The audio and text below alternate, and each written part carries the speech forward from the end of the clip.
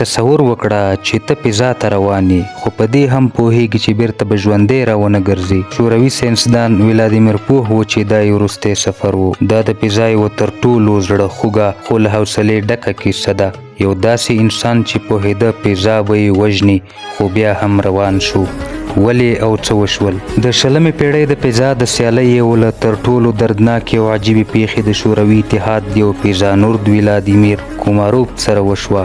دا کیسه نه یوازې د فضا بلکې د قربانۍ، سیاست، دوکې او انساني ارادې یو عبرتناکه داستان دی. ولادیمیر کوماروف یو با استعداده شوروي انجینیر او فضانورد و چې د سویزو 1 ماموریت لپاره ټاکل شوی و. شوروي مشرانو غوښتل چې دا ماموریت ژر تر ژره ترسره شي ترڅو د امریکایانو نه مخکې پر سپوږمۍ یا نورو مهمو اهدافو بریالي شي. خو ستونزه دا وه چې سویز 1 فضایي بیړۍ لا هم نیمګړې او تخنیکي ستونزې لرلې. انجینران او فضایي کارکوونکي وار له مخه د دې راکټ په هکله خبرداری ورکړی و، خو د شوروي سیاستوالانو له امله دا ماموریت لغوه نه شو، ځکه د شوروي ورځنۍ نندارې لپاره دا یو حیاتي تبلیغاتي فرصت و. یوري ګاګارین چې نړۍ یې د انسان لومړی فضانورد په نوم پیژني، ولادیمیر کوماروف ته ډیر نږدې ملګری و.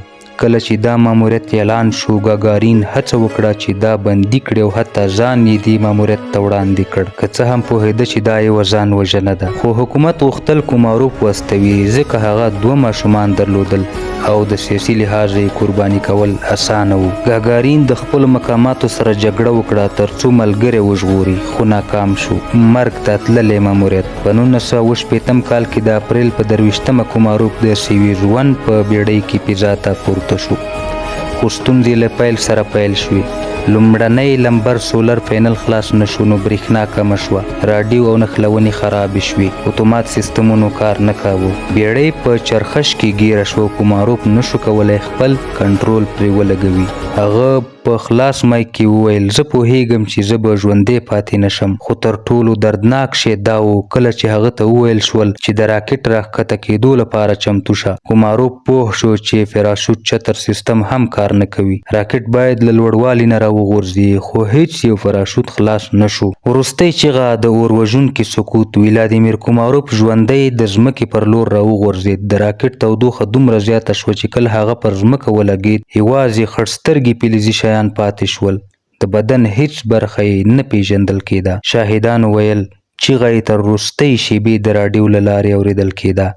دا یوه چیغه نه وه، بلکې دا د یو انسان وروستی فریاد و. څوک چې پوهېده مرګ ورته را روان دی، او نړۍ ته یې دا پیغام لیږه چې فضا یوازې د افتخار ځای نه دی، دا د درد، فداکارۍ او حقیقت ځای هم دی. د ولادیمیر کوماروف کیسه کلونه پټه وساتل شوه. شوروي حکومت دا یو اتلانه ماموریت اعلان کړ، خو اصل حقیقت یوازې په 2002 کال کې د لویدیځو اسنادو له افشا کېدو وروسته خپور شو. ولادیمیر کوماروف نه یوازې فضا ته تللی قهرمان و، بلکې هغه یو انسان و چې پوهېده حکومت یې قرباني کوي، خو بیا هم ولاړ، ځکه د ویل که زه نه ځم بل څوک به ووژل شي، زه دا قرباني ورکوم. پایله: د کوماروف کیسه موږ ته دا یادونه کوي چې فضا یوازې علمي مزل نه دی، بلکې دا د انسان د جرأت، زړورتیا او ځینې وخت د قربانۍ داستان هم دی. هغه د یو ملت سیاست ته د انساني ارزښت قرباني شو، خو نوم یې د تاریخ په اوږدو کې د عزت سره پاتې دی.